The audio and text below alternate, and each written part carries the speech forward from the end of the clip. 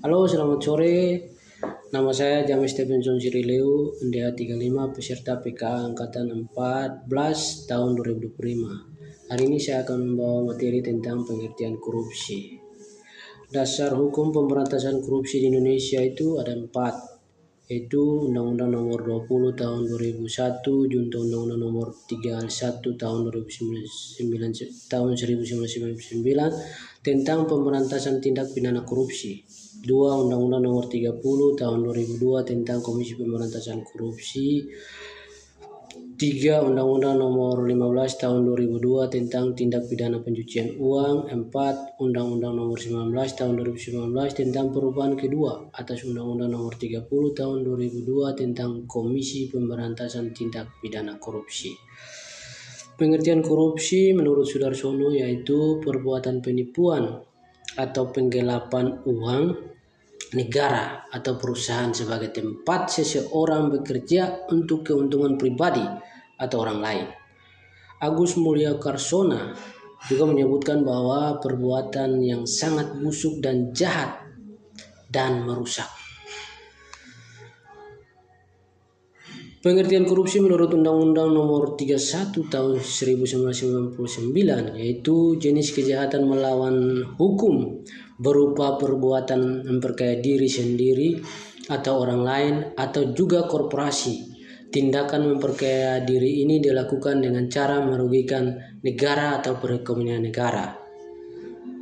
Ada teori penyebab korupsi yaitu namanya teori GON, yaitu GON grade itu artinya keserakahan, opportunity ada kesempatan, need adalah kebutuhan, expose pengungkapan.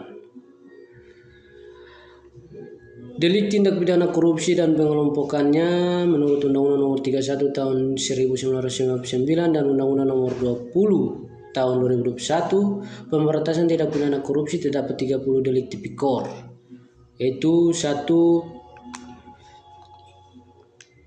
Merugikan keuangan negara. Itu ada 2, itu melawan hukum untuk memperkaya diri sendiri atau orang lain atau suatu korporasi dan dapat merugikan keuangan negara. Menyalahgunakan kewenangan untuk keuntungan diri sendiri atau orang lain atau suatu korporasi dan dapat merugikan keuangan negara. 2 itu suap menyuap. Suap menyuap itu menyuap pegawai negeri, memberi hadiah kepada pegawai negeri karena jabatannya, pegawai negeri menerima suap, pegawai negeri menerima hadiah yang berhubungan dengan jabatannya, menyuap hakim, menyuap advokat. Terus 3 itu penggelapan dalam jabatan. Pegawai negeri menggelapkan uang atau membiarkan penggelapan atau membantu melakukan perbuatan itu. Pegawai negeri memasukkan buku untuk memberikan administrasi. Pegawai negeri merusak bukti. Pegawai negeri memberikan orang lain merusak bukti. Pegawai negeri membuat orang lain merusak bukti.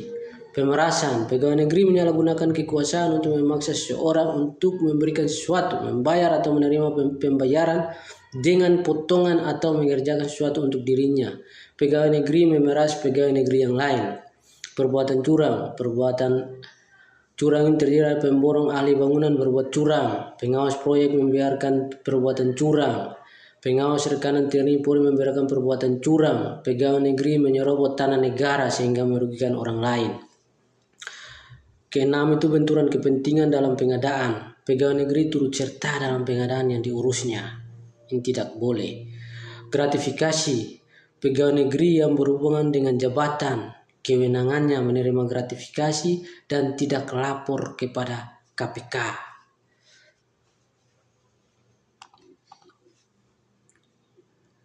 Bahaya dan dampak korupsi dalam berbagai sektor, yaitu sektor ekonomi. Ini dapat menyebabkan kemiskinan karena dampak dampak korupsi. Terus dampak di birokrasi dan pemerintahan, ini bisa menimbulkan pelayanan yang kurang bagus terhadap masyarakat. Pertahanan keamanan, ini bisa menimbulkan wilayah perbatasan Indonesia menjadi lemah, wilayah perbatasan NKRI menjadi lemah. Ini juga sosial dan kemiskinan, politik dan demokrasi, kerusakan lingkungan, penegakan hukum. Ini juga dapat berakibat dalam penegakan hukum. seringkali aparat penegak hukum juga dapat disuap.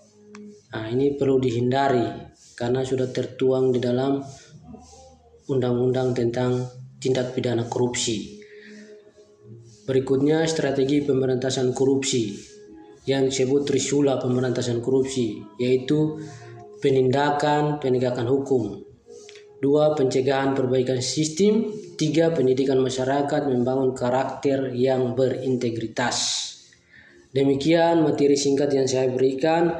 Semoga dapat menjadi bahan untuk dipelajari sehingga pegawai negeri sipil yang sedang menjalankan tugas dapat terhindar dari kasus korupsi. Intinya yaitu kita harus takut akan Tuhan sehingga semua prosesnya dapat berjalan dengan baik. Terima kasih. Kalwedo.